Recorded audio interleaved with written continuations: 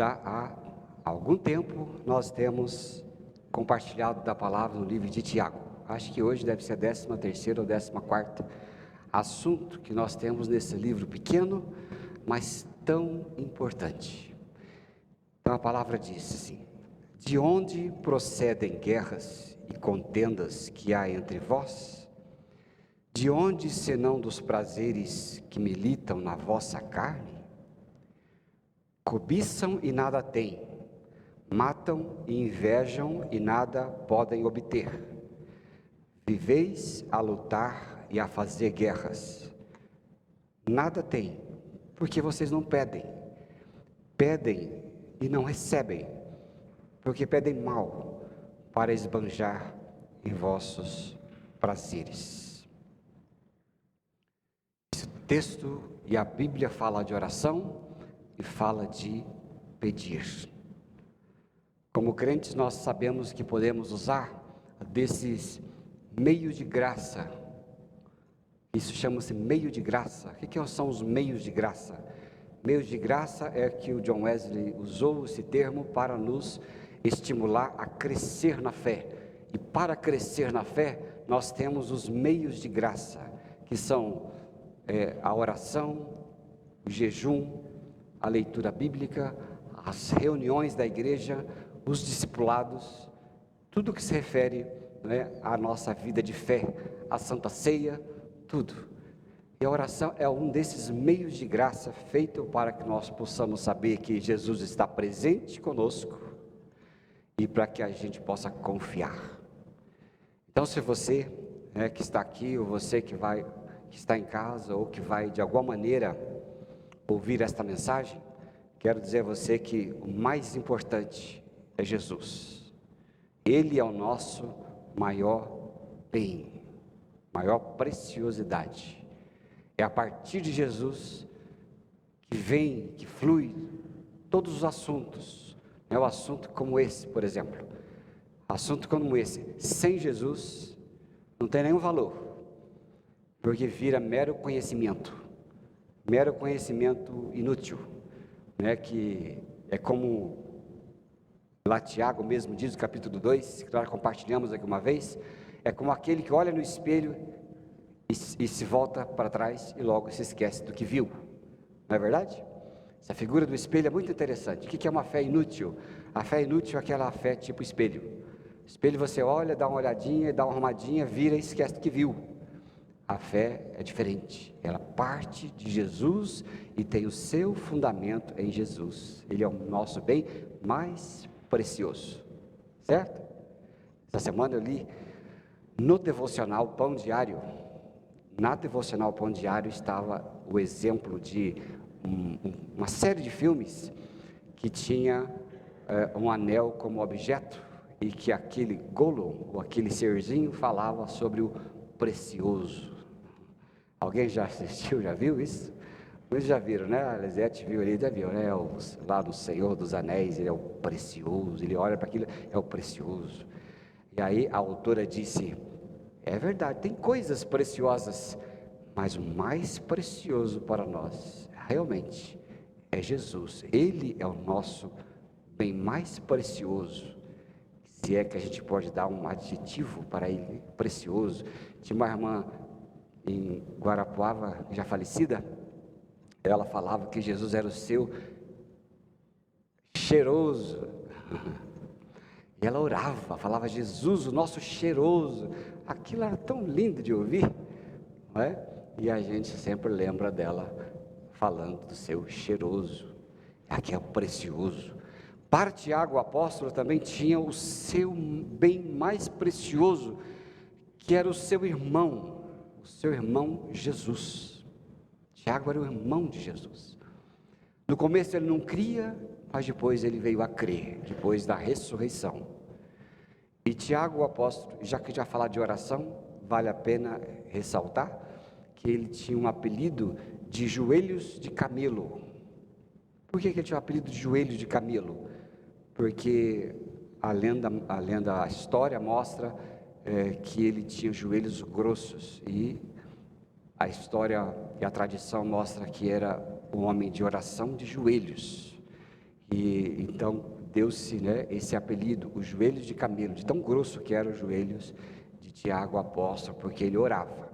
E como alguém que orava, ele tinha autoridade para falar sobre isto, né, sobre orar. E quando Tiago apóstolo ensina a igreja sobre orar, ele está mostrando que uma característica muito sim preciosa a orar. Então ele diz ali, né? Vamos ver do verso 1. Então, no capítulo 4, verso 1 a 3, ele mostra algumas coisas importantíssimas sobre a comunhão, intimidade e oração. Diz assim, olha, vamos no verso 1. De onde vêm as lutas, as brigas entre vocês? Elas vêm dos maus desejos que estão sempre lutando dentro de vocês. Tiago apóstolo está falando da insatisfação. A insatisfação que provoca contendas. Por que a gente briga? A gente tem contendas. Porque dentro de nós há uma confusão. E essa confusão não nos deixa em paz. A gente briga consigo mesmo e, lógico, briga com os outros, né? O briguento, ele está sempre brigando com ele mesmo. Quem conhece alguém briguento aqui? Conhece ninguém briguento? Conhece? Só ela ali? Quem conhece um primo que é briguento? Talvez você não seja, né? Mas seu primo seja. Seu primo é briguento? Pois é, os sujeitos briguentos, eles têm uma guerra interior muito grande. Brigam demais. E aí extrapolam. E aí então, Tiago apóstolo fala, de onde vêm as lutas, brigas? Vem dos desejos dentro de vocês, que essa guerra, que vocês têm que apaziguar. Mas como é que você apazigua a guerra? Este mundo apazigua a guerra com críticas, com refutações, com discussões, mas as guerras do homem de Deus, da mulher de Deus, elas são cessadas no silêncio da oração. É difícil, não é? Mas é assim que funciona. Então, essas guerras dentro de nós são terríveis. Por quê?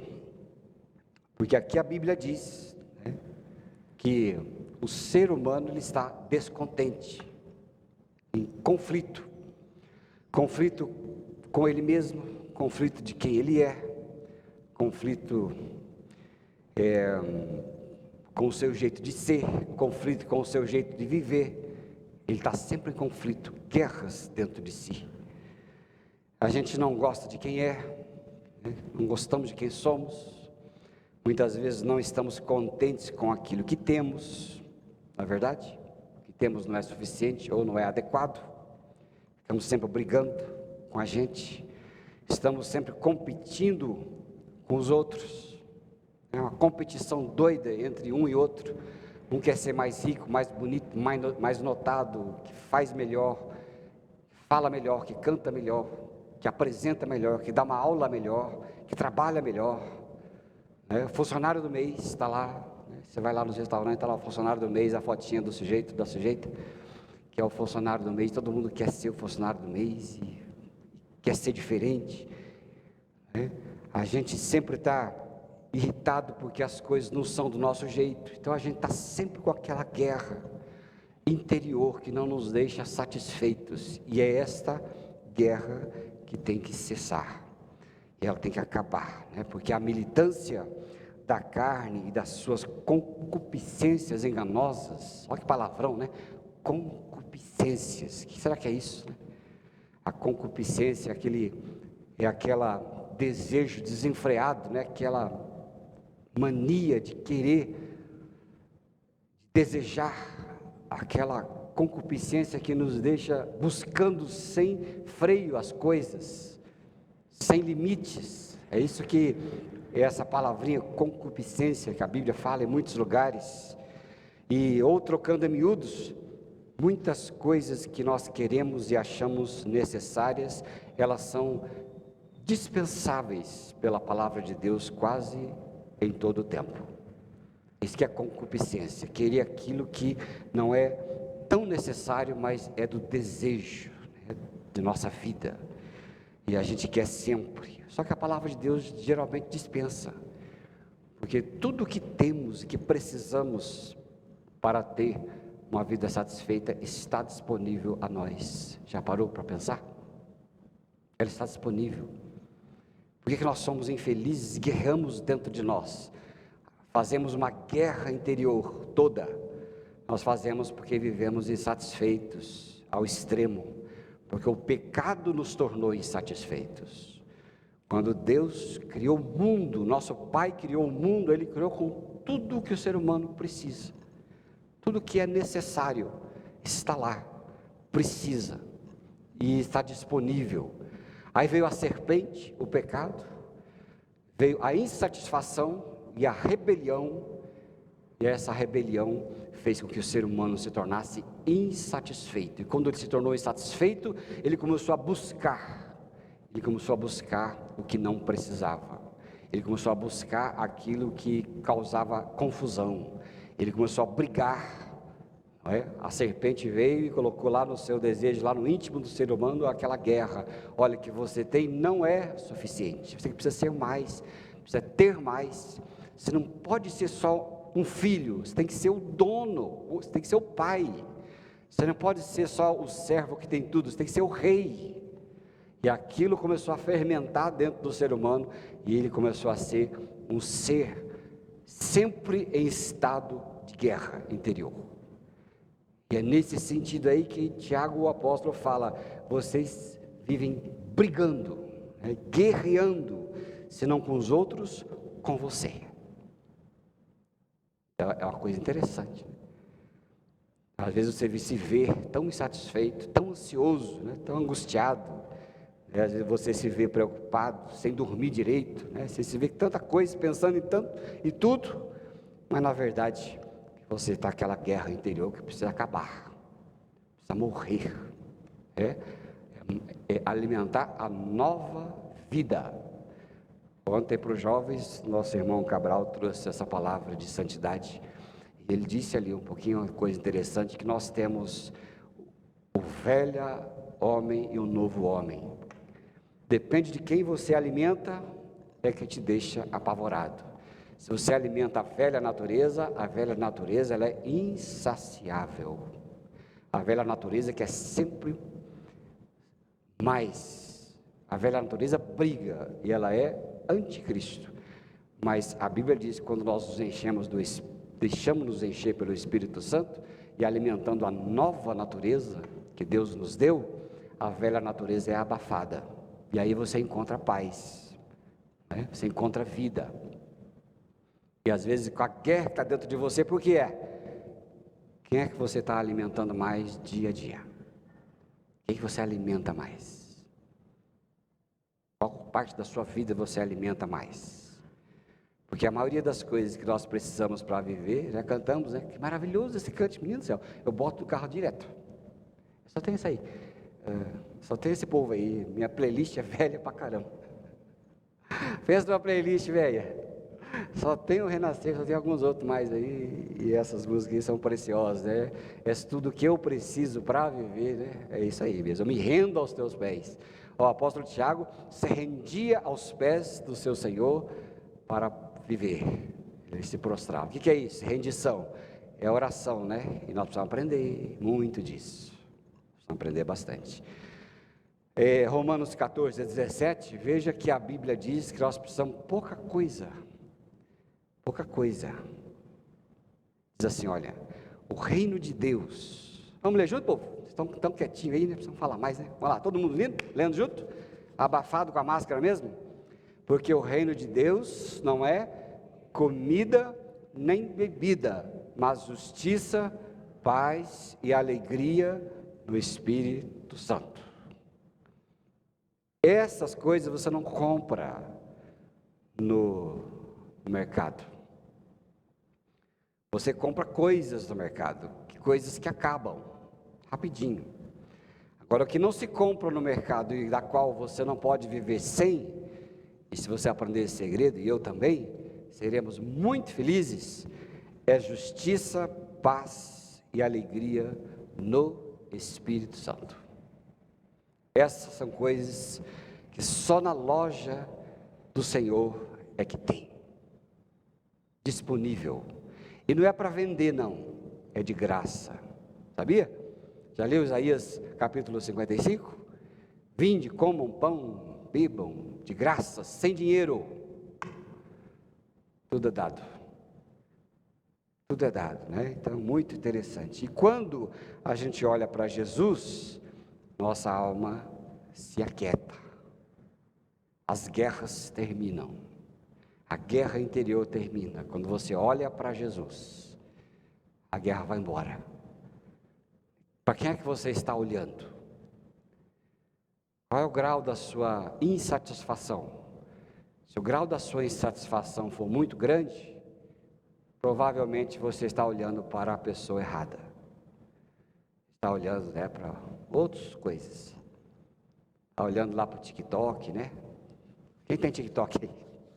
Fala a verdade, não ergue a mão, eu vou falar agora, porque eu sei quem tem. Você está olhando demais para o TikTok, com seus milhões de visualizações, mas olha para Jesus, para ver como você vai ter paz, né? Eu também olho de vez em quando, não estou criticando não, estou aqui para falar de coisas, né, aquela bobageirada lá não, que não faz isso, faz aquilo outro, isso é bobagem. O segredo é o equilíbrio de todas as coisas.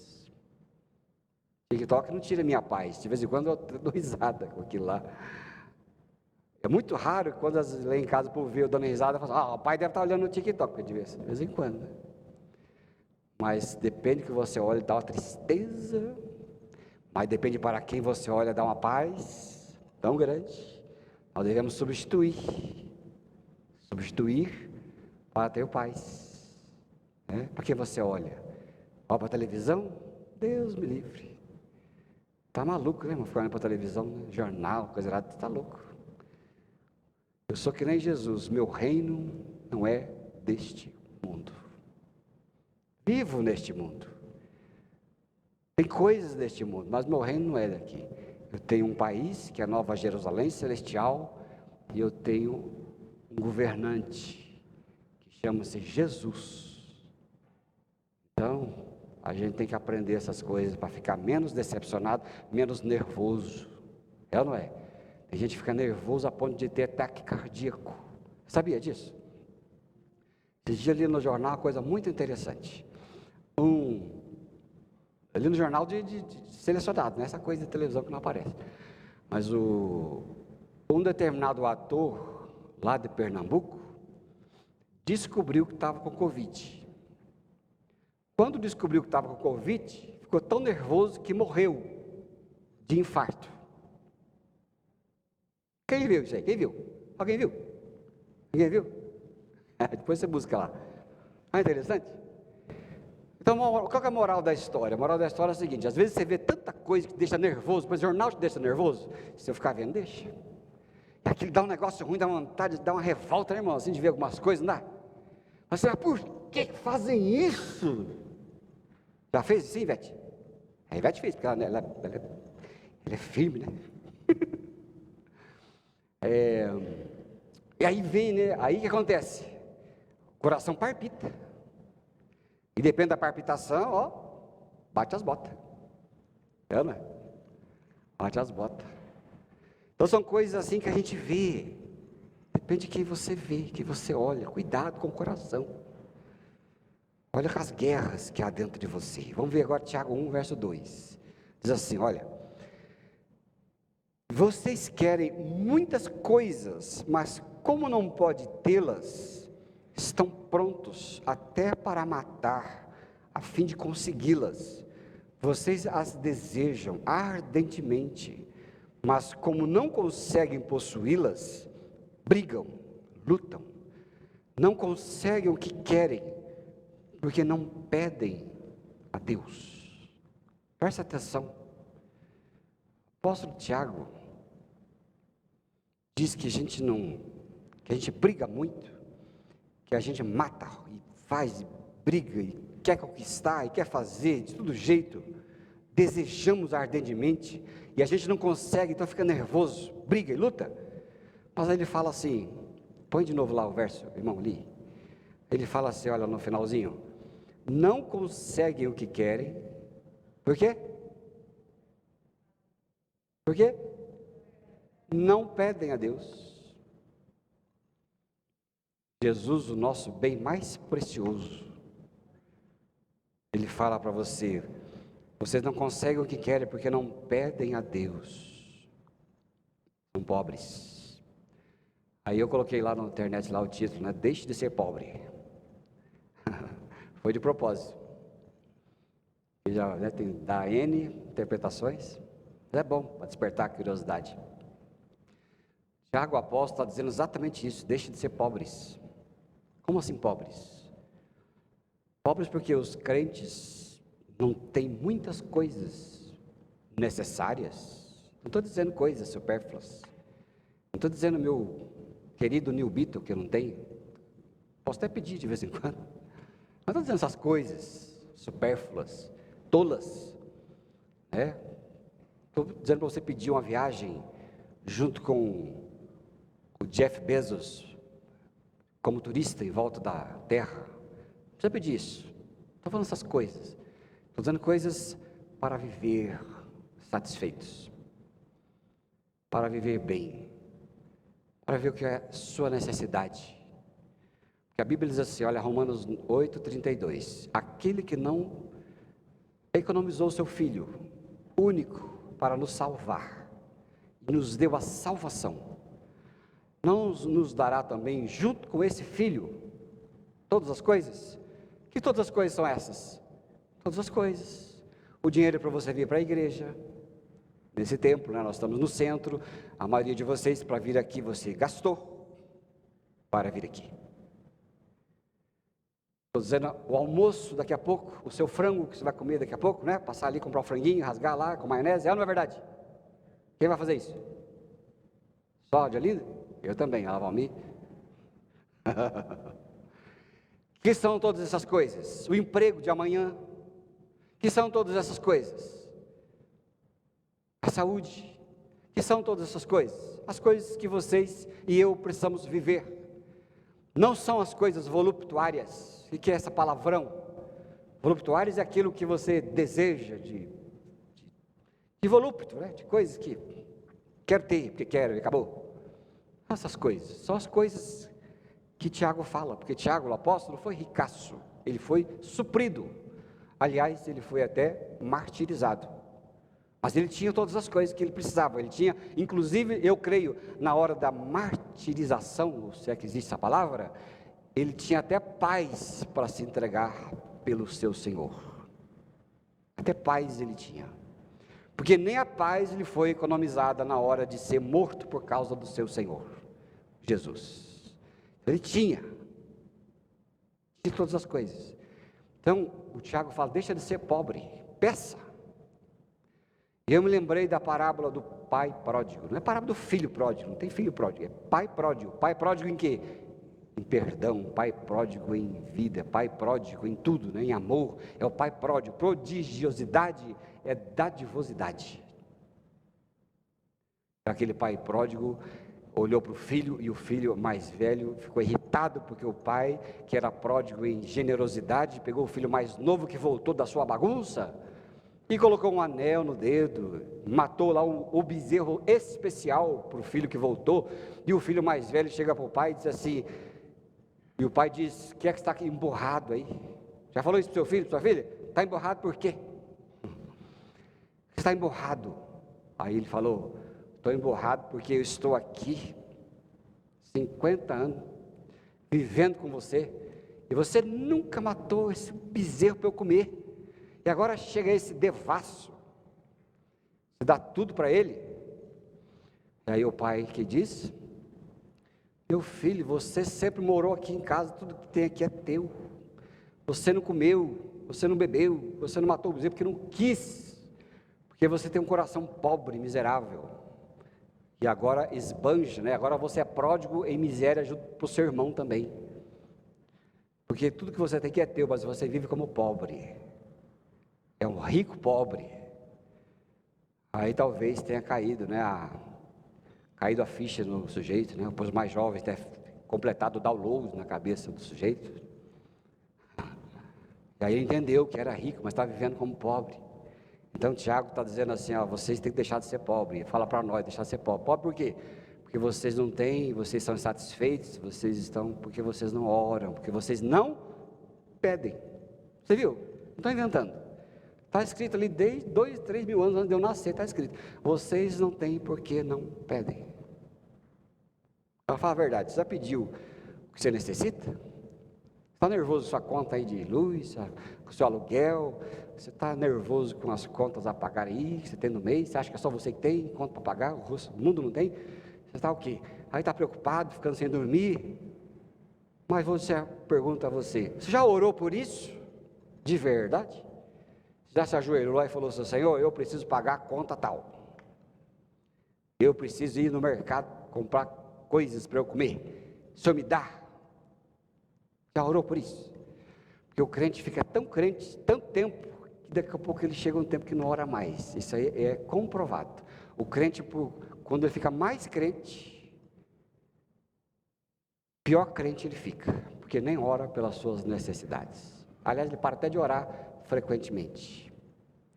Por isso que os sujeitos que ensinam as igrejas a evangelizar, eles falam assim, vocês ensina bem e aproveita os crentes novos, porque os crentes novos ganham outra gente nova, porque o crente velho não ganha mais ninguém. Agora fica com os seus pensamentos aí, com a sua contabilidade. Né, Jocumeira? Aprende a ensinar no Jocum, né? Pegar o Jocumeira lá e falar, ó, Jocumeira, vocês são jovens com uma missão. Tem muito jovem ainda lá? Aproveita os jovens, que depois que começa a ficar calejado, não começa mais a falar muita coisa, né? E a gente, quando é crente novo, ora por tudo, né, irmão? Mas vai ficando crente velho, já não ora mais por muita coisa. Então, às vezes, a gente não tem porque não pede. Então, Jesus fala para nós, crente mais vivido na igreja, a gente voltar a orar, a gente voltar a querer o milagre semanal. E crente sem milagre semanal, ele fica um crente já desanimado, porque não vê Deus fazer as coisas, não vê Jesus agir mais, sabe? Aí fica um crente desanimado, por quê? Já aprendeu aqui a não ter resposta de oração, né? Ao invés de ter uma necessidade suprida, ele vai pedir empréstimo. Ao invés de pedir para Deus, pede para os outros. Aí fica esse tipo de crente. E aí fica nervoso, ansioso, porque não tem.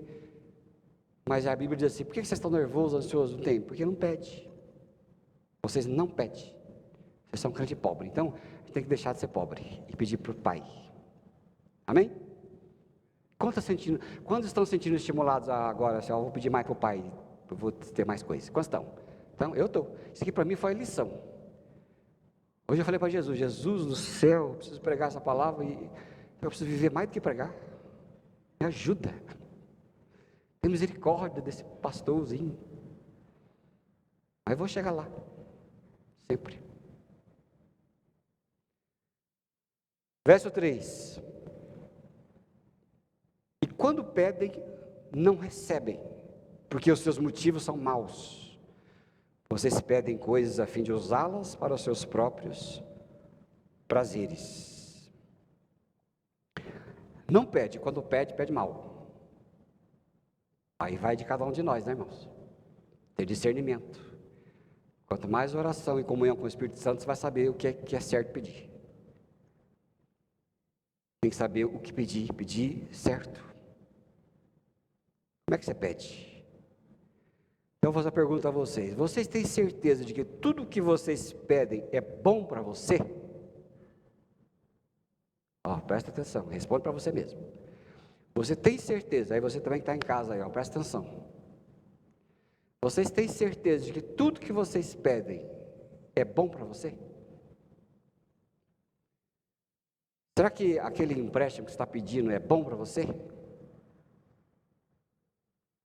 Já falei para a esposa, eu já tenho 50 anos, tudo que eu vou emprestar agora vai ser para 30 anos, com 30 anos eu vou ter 80, não quero emprestar mais nada. Já foi o tempo. Se eu fosse casadinho de novo, com 25 anos, ia financiar uma casa em 30, 40 anos. Agora não quer mais não. Agora quer pegar o que sobrou, que seja de aluguel. Aí você fala assim, egoísta, deixa para as filhas, né? Posso pensar nisso. Seja para as filhas, né? Mas será que aquele empréstimo que você quer é de Deus? Senhor, abençoa aquele gerente lá, Jesus, para ele liberar para mim. Aí Deus fala assim, para quê? Eu vou te dar de outro jeito. Não, mas eu quero do gerente. Quero pagar 3 vezes. É que é bom? Eu tenho um amigo do banco, era lá de Cambará, ele era gerente do Banco do Brasil, e naquela época, não sei quantos de vocês já passaram por isso, ou conhece alguém assim, mas estava numa pendura. Quem já passou por pendura aqui? Passou? Estava na pendura, e toda vez que eu ia lá, eu falava assim, irmão, dá para você aumentar o CDC, o limite? Claro, pastor. Era 5, tem 15 para você. Aí eu falava assim, glória a Deus. Hoje, quando a gente se encontra, hoje ele mora em Londrina. Quando ele se encontra em Londrina, eu digo assim, irmão, você lembra que capetagem que você fazia comigo? Você lembra que capetagem que você fazia comigo? Eu fiquei 20 anos pagando aqueles favores que você me fez. Talvez se não tivesse dado, tinha arrumado outro jeito, né? Deus tinha feito milagre. Isso é um caso muito pessoal, por favor. Faça as suas contas, do seu jeito, da sua realidade, tá bom?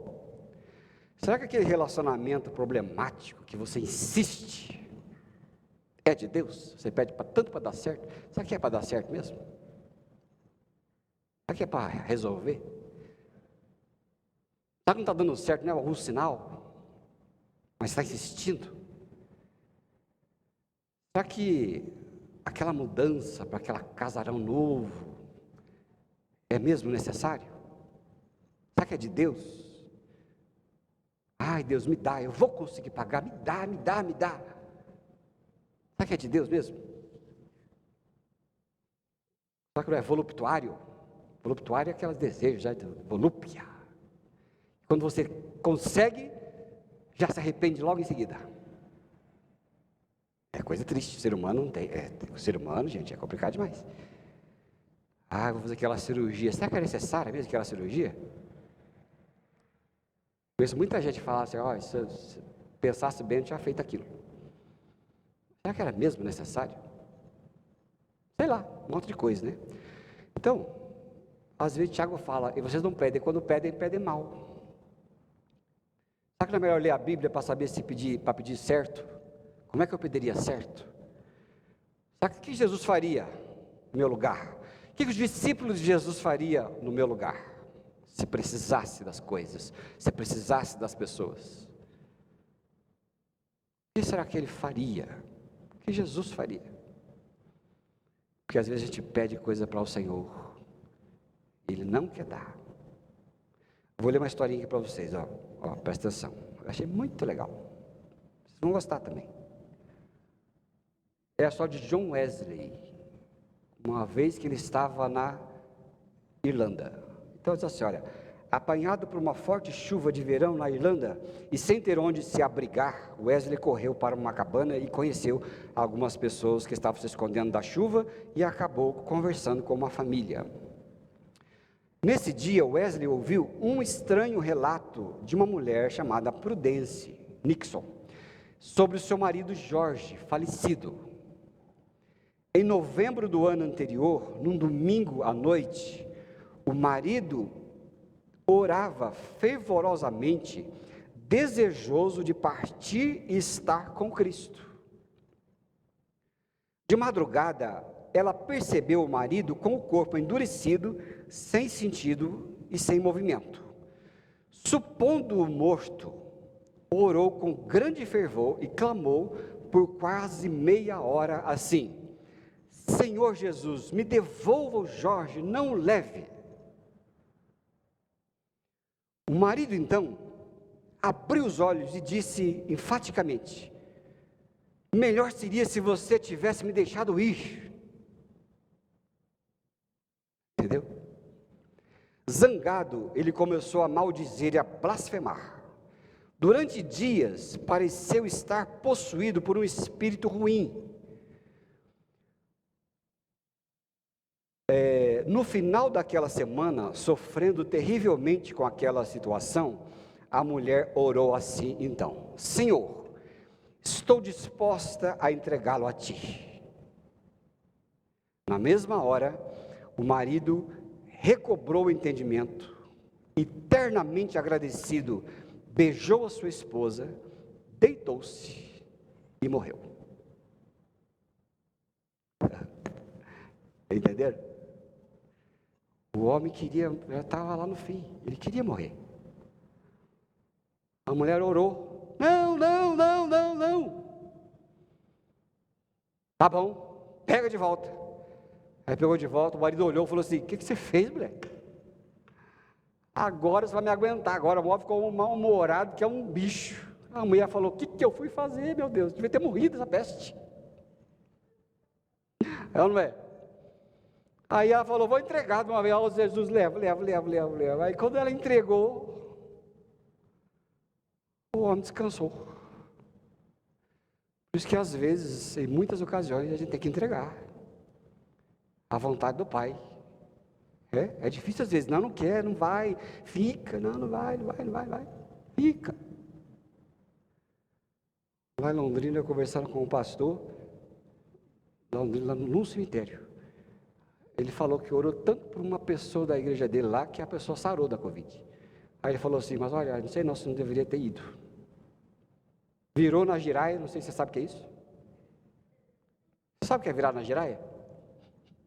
Fala bem de verdade, nem sei o que é giraia, só sei uma noção, né? Sei que virou do avesso, né? Virou um bicho. Ele falou assim: não sei nem se nós oramos certo. Eu falei: olha, tem muitas dessas coisas. Cuidado como você ora, para não pedir mal. Porque o povo de Israel pediu mal muitas coisas. E Deus deu por insistência. Mas olha só o que diz lá no Salmo 106, versículo 13 a 15. Olha, espia lá. De tanto o povo de Israel insistir. Mas logo, vamos ler junto?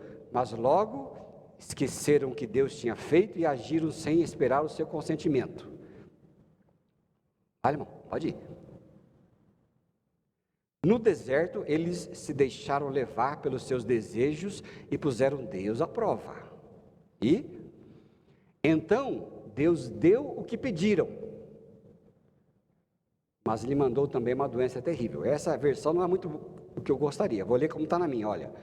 Cedo, porém, se esqueceram das suas obras e não lhe aguardaram os desígnios. Entregaram-se à cobiça no deserto. Tentaram a Deus na solidão. Então Deus concedeu-lhes o que pediram, mas fez definhar-lhes a alma. A explicação certa é o seguinte: Deus deu de tanta insistência, mas aquilo que eles receberam foi para definhar suas almas, porque não era bom para eles. Deus preferiria não ter dado, mas de tanto insistir, deu, e quando deu, definhou a alma. Às vezes, muitas coisas que recebemos é um desastre. Tem gente que, se Deus der muito dinheiro, vai virar um desastre. Tem gente que, enquanto está pobre, está dependendo de Deus, mas se Deus der muita coisa, olha, aí vai deixar a palavra, vai deixar a família, vai deixar isso, vai deixar aquilo outro, porque afinal de contas, conquistou uma tão independência que se achou o rei da Coca-Cola. E às vezes Deus fala: não dou, porque se eu der, você vai definhar. Então a gente tem que saber: será que eu peço bem ou peço mal? O mais importante é pedir. Então, aqui para acabar, o meu conselho, já dei uma vez antes, eu também procuro viver, porque a gente fica muito assim. Ao invés de se preocupar e não ter, peça e não se preocupe, ore, né? Então, algumas pessoas já me ouviram falar isso. Olha, escreva, onde for, no seu celular, no seu bloquinho lá do lado da cama, escreva todas as suas preocupações. O que te preocupa? A conta para pagar, o filho que está lá desviado, o filho que está desempregado, a filha que está desempregado, o casamento do filho que está na grande coisa. O que te preocupa? Põe tudo no papel, tudo que preocupa, descarrega. Faz a lista. Aí, depois que você fizer a lista, pega a sua listinha e transforme a sua lista de preocupações em oração. Aí você vai para o seu lugarzinho secreto da sua casa, ajoelha, pega aquela lista e ore uma por uma. Ao invés de você se preocupar com energia que vai para lugar nenhum, você se preocupa e transforma aquilo numa energia útil. O lixo, eu estava perguntando para a Flaviana, ela deve estar participando aí. Eu perguntei para ela umas coisas. Flaviane, o que na natureza é lixo e que pode ser transformado em coisa boa? Ela me deu uma série de coisas, tem uma coisa que ela me deu lá que a gente combinou que eu não ia falar. Ela falou uma série de coisas muito interessante. Então pega os seus pensamentos lixo, que não serve para nada, só serve para te tirar o sono. Escreve tudo e agora você vai transformar aquilo em oração, vai ser produtivo. A famosa lista de oração. Aí você vai ver lá que nem Filipenses 4,6, que fala assim, olha, não andem ansiosos de coisa alguma, em tudo, porém, sejam conhecidas diante de Deus as vossas petições, pela oração, pela súplica, com ação de graças. Para onde é que é para ir toda a preocupação? Para a murmuração? Para os outros? Para lugar nenhum? Porque quando você se preocupa à toa, vai para lugar nenhum. Vai para onde? Vai para lugar nenhum. Então você canaliza tudo para o lugar certo. Porque é isso que Deus falou. Pede ao Senhor e ore coisa por coisa, coisa por coisa, coisa por coisa. E eu falei para Deus, Deus, me dá uma roupa nova, me dá uma roupa nova. Aí vai, coisa por coisa, coisa por coisa. E aí vai. Né? Usa a seu favor os dezenas de pensamentos inúteis. E depois, transforma essa lista de oração em lista de atitudes.